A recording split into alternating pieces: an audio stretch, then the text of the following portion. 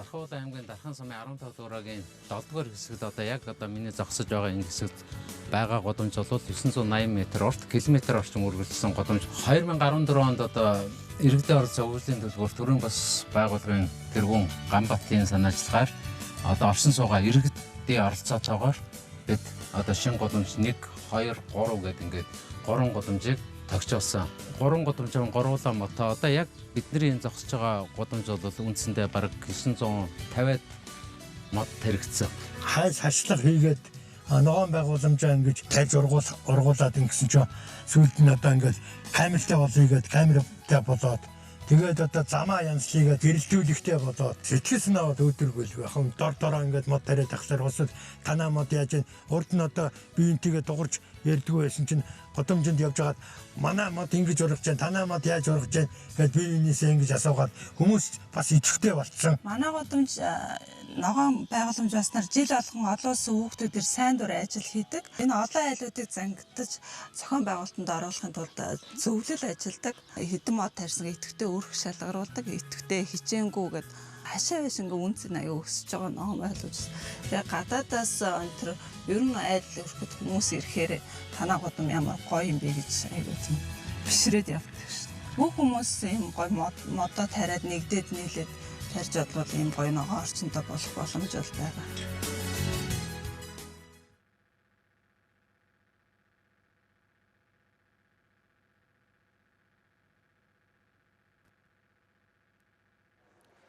За сайн байцгаана. Өнөөдөр манай танхимд ирж бидний хуралд оролцож байгаад их баярлалаа. Өнөөдөр болохоор бид нэр иргэн өрх хөршийн холбоо манлайллыг санхүүжүүлэх нь гэдэг асуудал байгаа. Шинэ ногоон гудамж санаачлагыг гэр хорооллын гудамжийг яаж санхүүжүүлэх үү, яаж ажиллах үү гэдэг талаар энэ дээр бид нар өнөөдөр маш богино хугацаанд ярилцаад тэгээд өөрсдөө шийдлийг хэлхийн.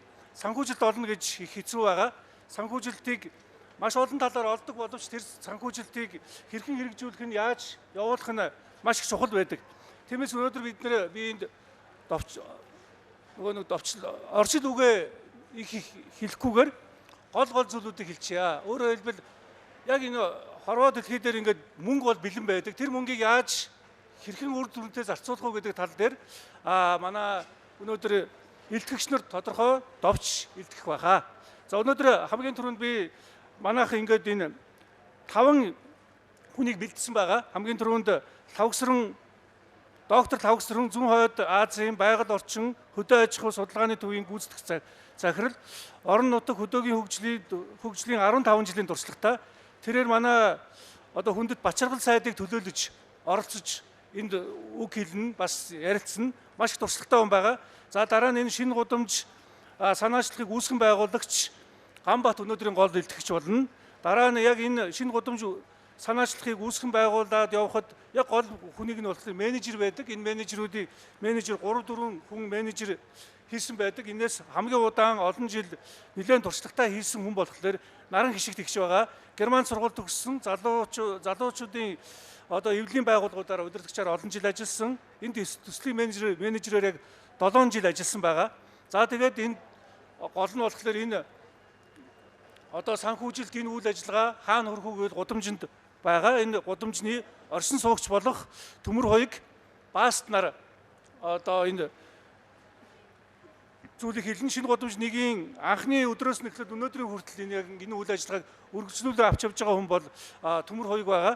Баастах болохоор өөрөө шарын голын уурхайн ерөнхий инженер болон дараагаар олон жил ажилласан. Өөрөөр хэлбэл төрийн дэмжлэгийг яаж хамтарч ажиллах вэ? Төртөө хэрхэн хосолж ажиллах талаар өөрийнхөө дуршлагыг илүү их ярина. За ингээд олон зүйл нуршилгүй. За хамгийн түрүүнд бас бид нэр яг энэ талаар дуршлагатай, судалгаатай, дэлхийн хэмжээний боловсролоор ингээд өөрийгөө Монголд нутагшуулж байгаа Лавгсар ахыг урьж байна. Баярлалаа.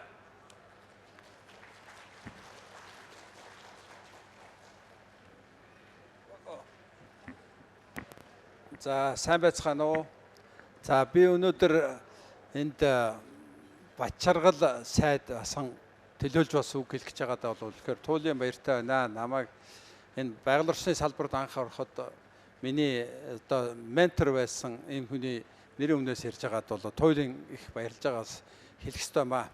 За юуны өмнө болохоор би одоо өөрийнхөө тухай ярих нь гэхэлэр 14 жил одоо хөдөө мал дээр мал малж байгаа. Би малчин хүн, тэгтээ судлаач хүн.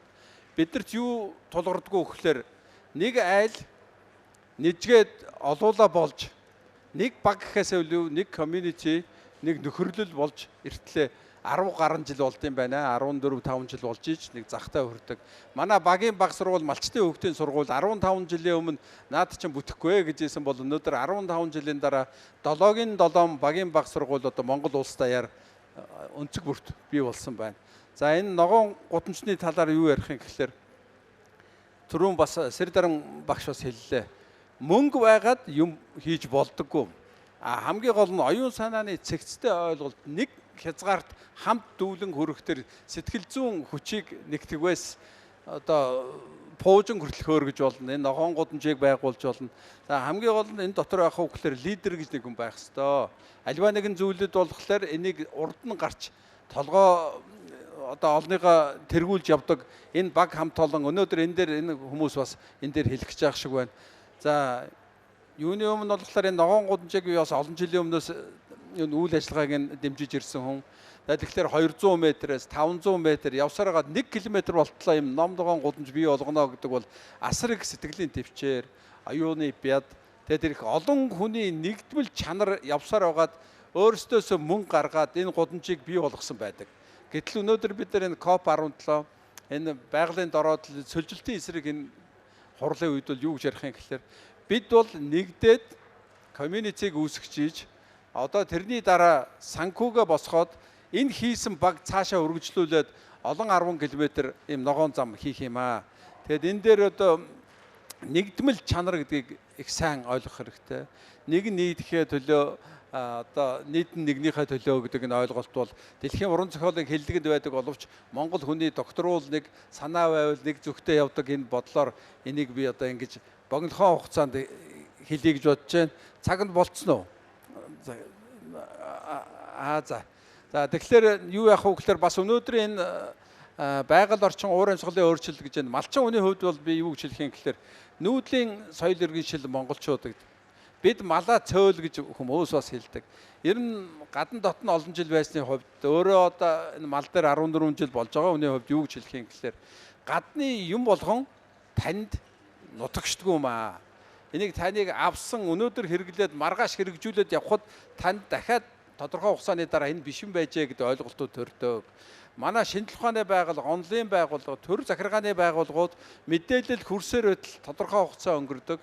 Тэрийг хэрэгжүүлэх гэсээр байтал дараагийн мэдээллүүд нь шинжилээд гараад ирдэг. Үндсэндээ утас солигдож байгаатай адилхан Монголын өнөөдрийн эдийн засаг бодлого энэ байгаль орчны шийдлүүд ийм байх ёстой. Тэгээд энэ бид нар ганцхан ногоон гудамжны жишээ ярьж байгаа боловч бол хүний оюун санааны өөрчлөлтөнд бол яалтчгүй боловсрол орох ёстой. Боловсрол бол өрх гэртэй байх ёстой.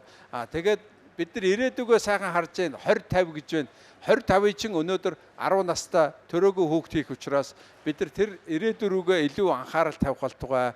Энэ гарсан мэдээллүүдийг бид цэгцлээд дараагийнхаа хүүхдүүд баг сургууль цэцэрлэгт энийг ингээд гаршуулан өөрийнх нь юм шиг ингэ төрмөл юм шиг энэ мэдээллүүдийг хүргэж явах болтугай. Тэгээд мэдээж хэрэг дэлхийн ертөнцийн чинь нэг цахим доор орчлоо. Энэ дээр саяын хүүхдүүд ярьж пуужин дээшээ хөөргөөд бид нар тэндээс мэдээлэл авах болчлоо гэдэг нь таны утсанд өнөөдөр дэлхийн хаанч өнцгөөс нэг хүн мэдээлэл өчгöd маргааш өглөө буюу хормойн дараа таны гарт ирдэг. Энэ бүхний бүгдээр нэг нэгэн рүүгээ өв уламжлуулан 3 үеэр жаргалтай байх энэ ерөөлийг дэвшүүлэн нэг хүний насны жаргал 4 үе багтааж иж бүтдийн шүү гэж энэ дорны их ерөөл энэ сургаалыг хэлээд энэ яриаг дуусгая гэж бодож байна.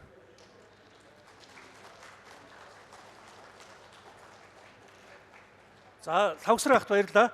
За мэдээж мөнгө байдаг. Гэхдээ тэр мөнгө яг хаан шингэх үү гэдэг нэг чухал. Хичнээн их мөнгө байсан ч гэсэн үерийн ус шиг урсаад алга болчихно. Тэгэхээр өнөөдрийн энэ зүйлийг шингэх тэр их мөнгийг ч юм уу тэр их цаг хугацаа боломжийг шингэх зүйл нь болохоор яг тийм бэлэн хөрс байдаг. Тэр хөрсийг боловсруулах, тэр хөрсийг зохион байгуулах зүйл нь болохоор road map ч юм уу ямар нэгэн одоо дэлхийн зүйлээр гаргалгаагаар хийцэн маш сайн одоо төсөл байх хэрэгтэй гэдэг. Тэр төслийг боловсруулсан, тэр төслийг танилцуулах хүн маань энэ төслийн санаачлагч Ганбат гэж хүн байгаа. Ингээ Ганбатыг тайзан дээр хүрж байна. Танд 13 минут байна.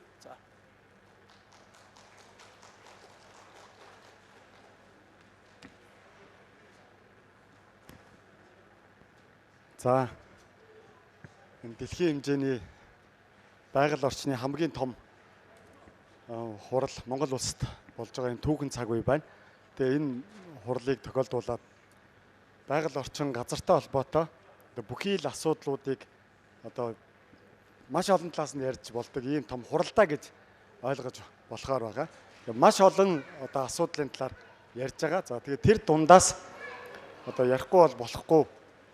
Одоо нэг чухал асуудал бол юу юм гэхээр гэр хорооллын гудамжны тухай асуудал байгаад байгаа. За тэгэхээр өнөөдөр тэр тухай та бүхэнтэй хуваалцаж байгаадаа баяртай байна. Бид хэдийн энэ төсөл дээр та бүхэн гарчгаас нь харж байгаачлан өнөөдөр бол нөгөө бизнес өдөр байгаа. Санхүүжилтийн тухай. Тэгэхээр зэрэг иргэнийг, өрхийг мөн хөршийн холбоог манлайлыг санхүүжүүлээч гэдэг ийм тухай бид нэр ярих гэж байгаа. Тэг яагаад юм бэ гэдэг тухай. Тэгээд энэ ч бол одоо юу юм гэхээр одооноос ахвалаад 13 жилийн өмнө би яг энэ гудамжинд ингээд зогсчихсоноос ингээд санаж ин л да. Орой ямар ч гэрэлтүүлэг байхгүй. Тэгээд ямар ч ногоон байгууламж байхгүй. Өөдтэйг том машин ингээд эргий гэсэн ч эргэх боломж байхгүй. Машин явах болгонд битүү ингээд түүрийн шиг том ингээд шороо босдог. Тэр шороо бүх айл руу буудаг. Бороо орох болгоны дараа явганаар гэртээ орох боломжгүй шахам тийм шавхаа үүсдэг. Нэг юм жижигхэн давчуу харанхуй эзэнгүү нохоо ихтэй ийм гудамж байсан. Тэгээ энэ гудамжийг үнэхээр бид нар хамтдаа ер нь бол өөрчилж чадах болов яах бол гэдэг ийм бодол төржсэн.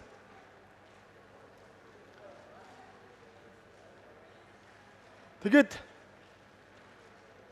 ийм гудамж юу юм бэ гэхээр одоо та бүхний харж байгаачлан 9 шидэнд бүрдсэн байсан гудамж 13 м өргөн бүрэн модтой явгууны замтаа гэрэлтүүлэгтэй Монголын хамгийн анхны иргэд өөрсдөө орчноо өөрчилж болно гэдэг ингээд жишээ бий болсон байгааг та нар харж байна.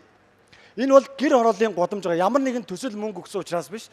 Үгүй бол төрөөс мөнгө авсан учраас биш. Энд амьдарч байгаа хүмүүс үнэхээр өөрсдөө хамтдаа өөрийнхөө орчныг өөрчлөе гэж хүссэн учраас үр дүн нь ийм болцсон байгаа.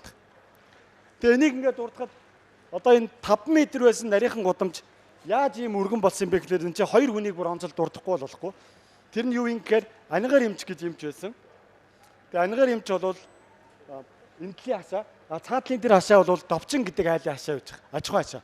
Ингээ энэ хоёр айл гудамжаараа хурал хийгээд гудамжны зөвлөл байгуулад тэгээ бид нар гудамжаа ийм болгомоор байгаамаа.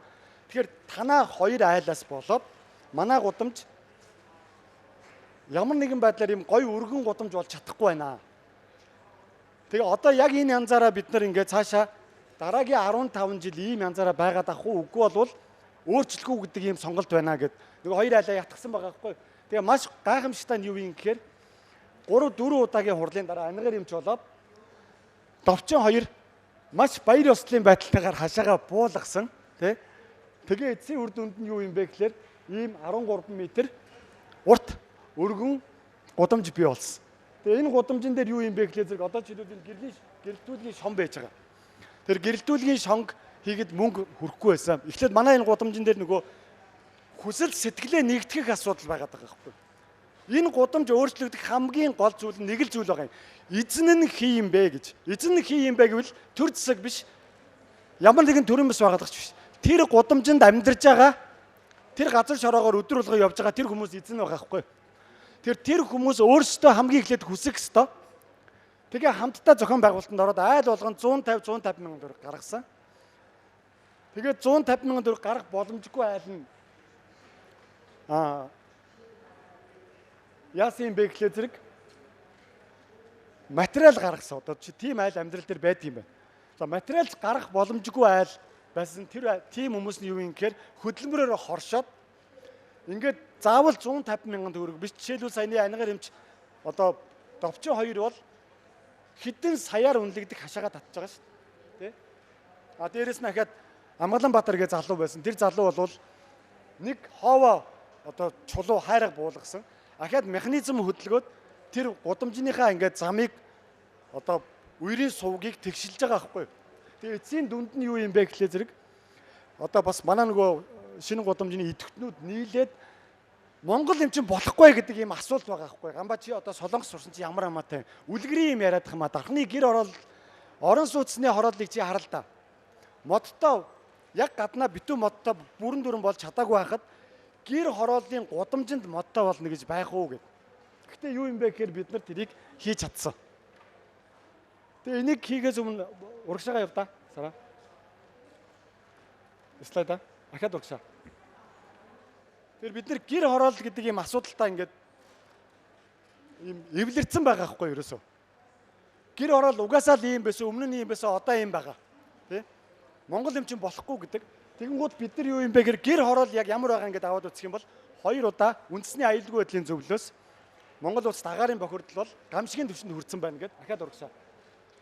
Тэгээд тэр гамшигын жишээлбэл Улаанбаатарт даваад үзэх юм бол 80% нь гэр хорооллоос бий болж байгаа утаанаас яндангуудаас бий болсон байна гэж байгаа байхгүй. Уртлын слайдаа гаргаад байна.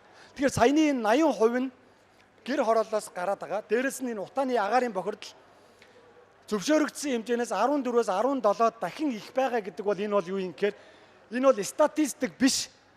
Монгол улсын ирээдүг авч явах хэрэгтэй. Монгол улсын хамгийн үнд цэнтэй хүмүүс болох иргэд бидний амьсгалж байгаа агаарыг илэрхийлж байгаа энэ бол бодит байдал.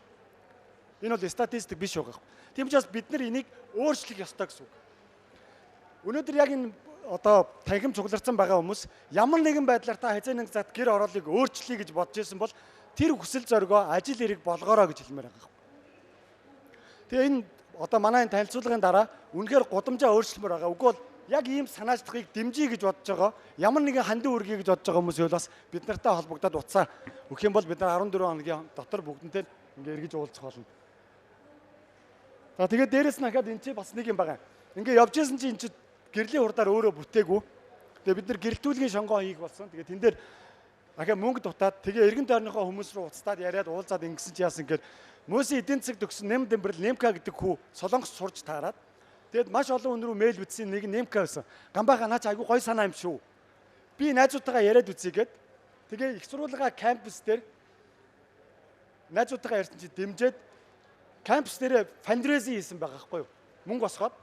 Тэгээд тэд нар яасан гэхээр $3,000 барьж ирээд тэгээ манай энэ гудамжны одоо гэрэлтүүлгийн шонг бид нар тавих боломжтой болсон. Тэгээ шонгоо бэлдсэн чинь толгой байхгүй болонгууд яасан гэхээр аймгийн гудамжнуудын гэрлийг лээд болгосон гэрлүүдийг хүсэл тавиад толгойг нь авч байгаа байхгүй хуучин улаастик ламп. Тэгээ манай хэсгийн ахлагч Тогоомагчийн нөхөр нь тэрийг бүх цахилгааны монтажийг нь засаад манай хэсгийн ахлагч нар тэрийг будгийг зүлгээд будаад тэгээ эцэст нь юу юм бэ гэхээр энэ гэрэлтүүлэг бий болж байгаа байхгүй. Ямар нэгэн ийм том донорын ч юм уу ямар нэгэн том компани өгсөн мөнгөш энэ иргэд өөрсдөө хүссэн учраас тулгамдсан асуудлаа нэг нэгээр нь шийдэж яваад болно гэдэг юм байж байгаа байхгүй. Тэгээ энэчнээс бид нар бол нэг юмыг ойлгож байгаа юм л да. Монгол орон даяар байж байгаа 330 сумд байж байгаа гэр хорооллын гудамжийг өөрсдөө хамгийн чухал юм нь юу юм гэхээр мөнгө юм уу технологи биш. Миний цаг арай болоог байна. За тэгэхээр ямар нэгэн мөнгө юм уу технологи биш. Өнөөдөр бид нар нэг юмыг аваад үзсэн. Яг адилхан бид нартай адилхан ийм ажил юу хийж байгаа юм уу гүм үгээ судлаад үзсэн чинь Монгол орон даяар одоо Дэлхийн банкнаас ч юм уу Азийн хөгжлийн банк ч гэдэг юм үгүй бол аймгийн засаг даргын хамгийн газар сумаас загвар гудамж, жишг гудамж гээд хэдэн 10-аар магадгүй хэдэн 100-аар тоологдох гудамжууд Монгол орон даяар бий болсон байгаа байхгүй юу? Тэгээ тэр гудамжууд яагаад бий болоод модон 100% ногоон болоод өөрчлөгдөхгүй байгаа юм бэ гэдэг асуудал гарч байгаа байхгүй. Тэгээ тэн дээр бүгдэн дээр нь судалгаа хийгээд үзэх юм бол нэг зүйл гарч иж байгаа. Тэр нь юу юм гэхээр төслийг хэрэгжүүлэхээс өмнө иргэдээс асуудаггүй хэрэгжүүлэх явцдаа иргэдийг оролцуулдаггүй, иргэд хяналт тавьдаггүй. Хэрэгжүүлснийхаа дараа хариуцуулж өгдөггүй, эзэнгүй орхидог. Өөрөөр хэлбэл мөнгөний төлөө мөнгө үгүй бол ямар нэгэн улс төрийн төлөөлөгчийн ч юм уу гишүүний амлалтыг биелүүлэхийн төлөө тэнцээ аваачч мөнгө одоо нааж байгаа байхгүй. Гэтэл тэр гудамжинд байж байгаа иргэд эцсийн дүндээ тэр газар орны эзэд байгаа байхгүй юу? Тэр хүмүүсийг оролцуулахгүй юм бол хичнээн одоо тэр бумаараа мөнгө байгаад өөрчлөгдөхгүй гэдгийг бид нар тэр жишээнээс одоо суралцсан. За ингээд бид нар дараа нь яасан гэхээр нэгдүгээр гудамжийг хийсний дараа надад 3 минут байгаа юм шүү. Нэгдүгээр гудамжны дараа маш олон гудамжууд гудамжаа өөрчлөе гэдэг санал тавьсан. Тэгээ бид нар яасан гэхээр иргэдийн нийтийн урал дээр очиж за одоо ингээд алаад их юм байна. Монгол орн маань тэр жигтэй гоё болох юм байна. Гэт гудамжны иргэдийг гарын өргүүлээд хамгийн олон гар өргөсөн иргэдэд за айл болгон 150 мянган төгрөг гарах ёстой шүү. Дараа нь гудамжны хурлаа энэ ахлагчаад сонгоно. Ингээ оролцсон. Бүгдээрээ хамтдаа хийшээ өгсөн чи бүгд заа гэд гараа өргөсөн. За ингээд бид нар яасан гэхээр сумын засаг даргад хандсан. Ингээд үнэхээр бид нар өөрсдөө ийм хийж болдгийм байна. Ингээд энийг сум орнуудаас дэмжээсчээгээд тэгээд тухайн үед манай дархан сумын засаг дарга ад жаргал дарга байсан. Тэгээд яасан бэ гэхээр 3 гудамжийг тэгвэл дэмжье. 20 сая төгрөг өгье гэд. Ингээд бид нар яасан гэхээр одоо шинэ гудамж дараагийн 1 2 3 гэм 3 гудамж нь айл болгон мөнгө 150 мянган төгрөг гаргана гэд төсөл хэрэгжүүлсэн. Тэгээ эцсийн үр дүнд нь юу юм гэхээр бид нар 3 гудамжны айл болгон 150 мянган төгрөг гаргасан. Тэгээд тэр 20 саяар яасан гэхээр сумын засаг дарга мөнгөө бас яг өгсөн. Тэгээд сайжруулсан замаа засуулаад авсан, гэрэлтүүлэгтэй болцсон. Тэгээд цараа энэний уртлын слайдыг гаргаад өгч. Ахаад уртлын слайд. Тэгээ яасан гэхээр нөгөө 150 мянган төгрөгөөр жишээлбэл нэг гудамж нь бол тэр гудамжинд хэрэгтэй байгаа юм сарвч хийж байгаа байхгүй. За тэгээ гудамж нь гэрэлтэй замаа засцсан. Гэхдээ яасан гэхээр энэ нөгөө 2 гудамж маань нэг гудамжнаас бусд нь ногоон болох шаардлагагүй байна. Тэ? Одоо ингээл замтаа болсон, гэрэлтэй болсон юм чи ингээл цаашаа яваагүй яг үнэндээ. Тэгээ ганцхан гудамж уу шинэ гудамж 2 гэдэг гудамж маань явган үний замыг нөгөө мөнгөөрөө тавиад тэгээд энд тарьсан мод нь бас 100% ургаад ингээ манай шинэ гудамж 2 бий болсон. Энэчнээс бид нар айгүй том зүйлийг ойлгож авсан юу юм гэхээр зүгээр л хүмүүс амлалт тавиад ямарваа нэг юм болцдоггүй юм байна. Тийм учраас дараагийн одоо шинэ гудамж 3-ыг сонгохдоо бид нар 1000 м гудамж айл болох том гудамжийг сонгож авъя. Тэгээд айл болгоноор орж уулзъя. Дараа нь 6 нөхцөл тавьж байгаа байхгүй юу. Тэгээд 150 мянган төгрөгөө 200 мянга болгоё. Тэгээд дээрэс нь тэр гудамжинд заавалчгүй нэгээс 2 манлайлагч байх хэвээр нийт гудамжны 50-аас дээш хувь нь үнэхээр гудамжаа өөрчлөе гэж хүссэн байх хэвээр. За тэгээд дараа нь ингээд тэр нийт ийм 5 нөхцөл байж байгаа. Тэгээ энэний үр дүнд юу юм гэхээр бид нар одоо ийм байсан гудамжийг ийм болгоцсон байгаа. 1000 м гудамж Монголд өөрчлөгдөж болж байгаа. За ингээд энийг хийгээд бас одоо манай Улаанбаатар хотоос залуучууд сайн дурынхан маш идэвхтэй хуржиж оролцож байсан. За дараа нь олон улсын сайн дурынхан дараагийн слайд. Солонгосын үндэсний Сөүлийн их сургууль, Инчоны үндэсний их сургууль, Чунгнамын үндэсний их сургууль болоод олон улсын ГАП хөтөлбөр авсан зэрэг гээд нийт 10 удаагийн олон улсын баг бас хурж иж ажиллаад дотоодын волонтеруудаа хамт ажилласан. Тэгээ энэ бол маш чухал байдаг. За дээрэс нь бид нар бас мөнгө босгож чадах юм уугүй юм а гэдгийг шалгахын тулд яг иргэдэд тулгамдсан байгаа асуудлуудыг судлаад үзсэн чинь автобусны буудал гүүр гэдэг юм байсан. Тэгээ энийг яасан бэ гэхээр бид нар яг автобусны буудал хэрэгцээтэй гэдэг байгаа хүмүүсийн тэр тойргийг сонгоод тэр айлуудаас нь ороод загварыг хамтдаа хийгээд тэгээ мөнгийг хамтарч босгосон. Тэгээ энэ автобусны буудлыг 100% иргэдийн мөнгөөр бид нар барьсан байж байгаа. Энэ гүүрийг ч гэсэн бас 100% иргэд өөрсдөө мөнгө гаргаад 2 дэлгүүр 1 сүм бас хандив өгөөд ингээ юм гүүр бий болж байгаа. Тэгээ энийг хийснээрээ бид нар юу юм гэхээр 1000 м гудамж буюу нөгөө 2 дахь удаага бид нар бүтлгүүдсэн шүү дээ. Тэгэхээр 1000 м гудамжийг үнэхээр бас урдах алдаанаасаа суралцаад хийвэл болох юм байна гэдэг итгэл найдварыг олж авсан байж байгаа. За ингээд бид нар төрөөс өнөөдөр хүртэл аймаг болон сумаас нийт 31 сая төгрөг босгосон. Гудамны иргэд нийт 15 сая төгрөг одоо гаргасан. За ингээд энэ 15 сая төгрөг бол хамгийн бага мөнгө. Бид нар нийт 3 гудамжийг бүрэн өөрчлөөд 437 агч мод тариад 100% ургаж байгаа. 1437 м урт хайс бий болгосон. 300 айлаар орж судалгаа хийсэн. Тэгээ 10-аас олон улсын баг хурж ирсэн.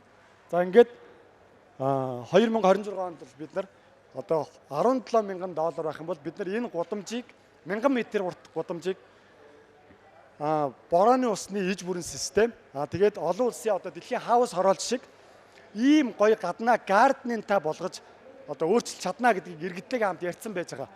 Тэгээ одоо магадгүй энд байж байгаа одоо хөрөнгө оруулагч тийм хүмүүс байхаа бас бид нарыг бас дэмжигнэ гэж найдаж байна. За ингээд энэ бол бид нар ингээд одоо өнгөрсөн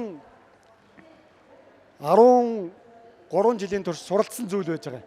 Тэгэхээр аливаа нэг зүйлийг мөрийн хөтөлбөр ч юм уу хэрэгжүүлэх байдлаар явах ш, дээрээс явах ш, иргэдийн санаачлагыг дэмжих ёстой гэдэг зүйл нь маш чухал юм байна. Хоёрт нь иргэд санаачлаа зогсохгүй тэр дунд ярьцгаад ярьсныгаа хийдэг манлайлагч буюу англиар чемпион гэдэг байгаа байхгүй юу. Тийм хүмүүс байгаа газар л санхүүжилт өгвөл үр дүнтэй болдог юм байна. Гурав дахь нь болохоор орон нутгийн хөгжлийн сангийн санхүүжилтийг одоо магадгүй 100% гэж үзэх юм бол доор хаяж нэг 20% ч юм уу. Яг энэ иргэд өөрсдөө зохион байгуулалтанд ороод мөнгөө гаргаад үр дүн гараад эхэлсэн ийм гудамжинд дэмжлэг болгож өгнө гэдэг ч юм уу. Энийг бас нэг журамлах ч юм уу хуульчилж өгвөл илүү цаашаа дараагийн түвшинд гарч болох юм байна. Нөгөө нэг зүйл нь юу юм гэхээр иргэд сөөх гэдэгтэй адилхан гудмаараа нэг хувь тавилантаа бас нэг нийтийн орчинтой байгаа байхгүй юу. Тэгэхээр энийг өөрчлөхийн тулд хууль эрх зүйн орчин хэрэгтэй юм байна. Гудамны зөвлөлийн гишүүд нь бусдаасаа маш их цаг илүү зардаг.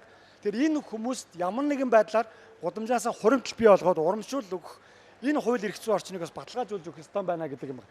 За тэгээ өнөөдөр бол бид нар дээр 5-6 сумын засаг даргаар хурж ирээд манай суманд энийг хийгээд өгөөч гэсэн байхгүй юу. Тэгээ мөнгөний гаргая гэд. Тэгээ бид нар нэг юм хэлдэг. Тэгээд сумын засаг даргаар мөнгөний гаргая гингуудлаа нэг юм хэлдэг байхгүй юу. Энэ гудамжинд хиймээр байна гэд. Тэгээ бид нар тэгэхээр үгүй гэдэг байхгүй юу. Аль гудамжинд хийгийг би юм уу засаг дарга тааш хийдэхгүй. Бид нар танаа гудамд суманд очоод нийлдээ танилцуулга тавиад үнэхээр яг гудамжаа өөрчлөх хүсэлтэй тийм нөхцөл байдал саяны тэр 6 нөхцөл байдал хангагдсан гудамжинд л хийх аваас өөрөлдвөл эзэнтэй гудамж гэсэн үг. Эзэнгүй гудамжинд ямар ч юм наагаад үр дүнгүй гэдгийг бид нар хэдэн 100 жишээгээр хөрөнгө оруулалтын жишээгээр бүгдийг хараад баталсан учраас тийм эзэнтэй гудамжид л хийх ёстой гэж үздэг. Дээрээс нь нэмээд ямар нэгэн орон нутгийн зөвлөл юм уу төрийн бус байгууллага байгаасаа өөрөлдвөл засаг даргууд солигддог. Тэгэхээр энэ ажил бол 1-2 жилийн ажил биш байдаг учраас нийгмийн инженерчл буюу бид нар нийгмийн соёл тогтоох ёстой зүйл байж байгаа байхгүй юу? Бид нар болохгүй гэдгээс болно гэдэг рүү явж байгаа хугацаа хэрэгтэй. Тийм учраас заавал нэг төрийн бус байгууллага байх ёстой. Дээрээс нь нэмээд сумын сургуулийн үнэхээр тэр суманд Монгол улсын иргэдийг бэлдэх ёстой гэдэг чин сэтгэлээ зориулдаг тийм багш сумын сурагчдтайгаа хамт волонтер болж дэмжиж тэгж одоо бөөцөж бойжуулж энэ бий болох боломжтой гэж үздэг. За ингээд нэг юмыг уриалмаар байгаа юм. Бүх айл өрх оролцох юм бол гудамж өөр болно. Тэр гудамжинд байгаа. Тэр бүх гудамжууд өөрчлөх юм бол юу юм гэхээр өөрчлөгдвөл сум болгон өөр болно. Сум болгон өөр болох юм бол Монгол орн гоё болно гэж хэлэх гээд байгаа юм. За ингээд энэ санаачлагыг бас та бүхэн дэмжиж хэрэгжүүлээсэй гэж бодож байна. Анхаарал тавьсан явдал баярлалаа. 5 минут хэвтэрч лавч тав.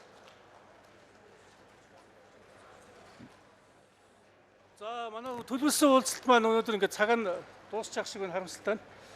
За гэхдээ бас та нэг 2 минут үг хэлэхгүй тэгээд дуусгая тэхүү. Тий, болно. Яг 2 минут. Төлөвлөсөн 3 хүн байх хэрэгтэй байсан тэгээд яачлаа. За.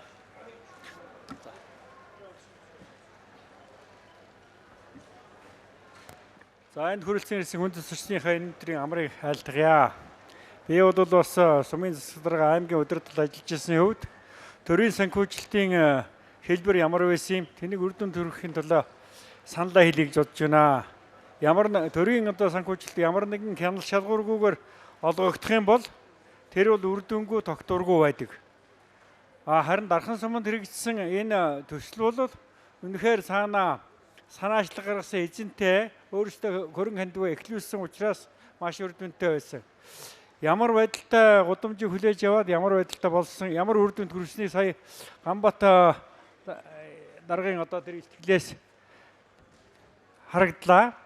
Энэ бол үнэхээр одоо үр дүнд хүрж болох юм байна. Тийм учраас энэ дархан сумын жишээн дээр олон нийтийн санаачлагаар гарч ирсэн энэ саналыг дэмжиж төрөөс одоо дэмжлэг үзүүл санхүүжүүлэх юм бол тэр нь бол эзэнтэй үр дүнтэй болдог юм гэдгийг одоо энэ манай туршлага харуулж байгаамаа. Ийм учраас энэ асуудлыг үндэсний хэмжээнд албажуулж, хуульчлан тодорхой үр дүнгээ өгч байгаа орон нутгийн хөгжлийн сан гэх мэтийн энэ журмуудыг мөн ард иргэдийн гаргасан итгэх санаачлагуудыг дэмжих одоо ийм бодлого байх ёстой гэж байгаа. За энэ бодлогыг одоо дэмжиж санхүүжүүлж босод одоо өөр 330 суманд дэлгэрүүлэхийг энэ хөрөнгө оруулагч донор орнуудаас энийг өргөтгөхөд дэмжлэг тусцаа үзүүлээч гэж би уяасаа хүсэж байна. За амжилт хүсье.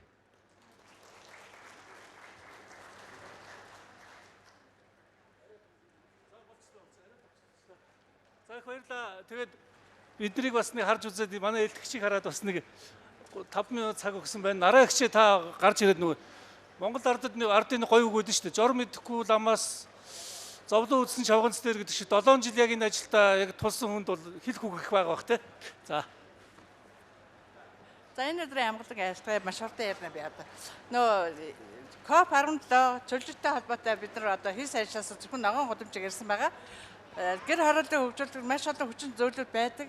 Гэр хороол дотор ч айл өрх иргэд тэг гудамж талбай байдаг. Манайх энэс гадна одоо гэр хороол дотор соёлч өрх гэдэг одоо тэр өрхүүдээс бүх юмаа өөрөө шийдсэн тийм айлуудыг бол шалгаруулж бусдад бол нөгөө тэр айлуудын туршлага бол түгээснээр бас маш их ажил бүгдэлтэй болсон.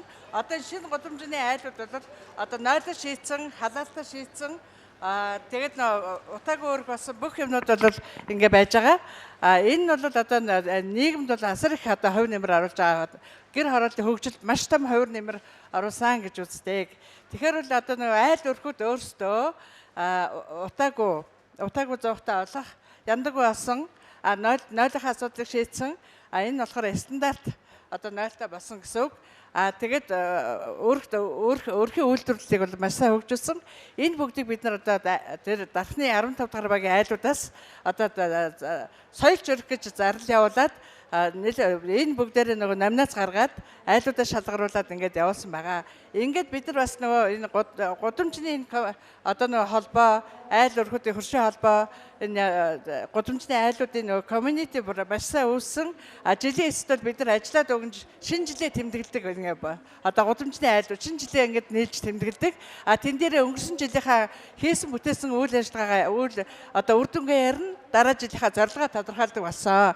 Ингээд та бүхнийг одоо гэр хороолт байдаг ахтай найз нөхөд одоо бусад хамт олон найз ажилтг улсуудаа ингэж одоо болдгийн байх шүү гэдгийг одоо уриалаасай гэж одоо бодож байна. Энэ мөн одоо бас энэс гадна энэ нийт гудамжны иргэд ард иргэдийг бол одоо сургаж ийм байвал болох юм байна гэдэг өөрт нь одоо тийм мессежүүдийг өгөх сургалт бол маш их чухал юм байна гэдгийг бол харсан.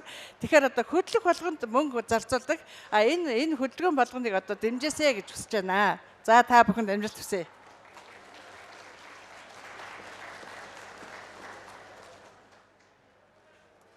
За их баярлалаа. Өнөөдөр манай цаг гаргаад ийм хүнд нөхцөлд хурж ирж сууж бидний яриаг сонссонд баярлалаа.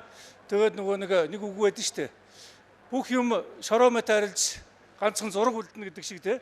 Бүгдөө энэ төсөлд оролцсон энэ төслийг дэмжсэн хүмүүс энд бүгдөө сайхан зураг авахулаад дараагийн одоо хилцүүлэхдээ бүгдөө зай тавьж өгье. Баярлалаа. За. Биш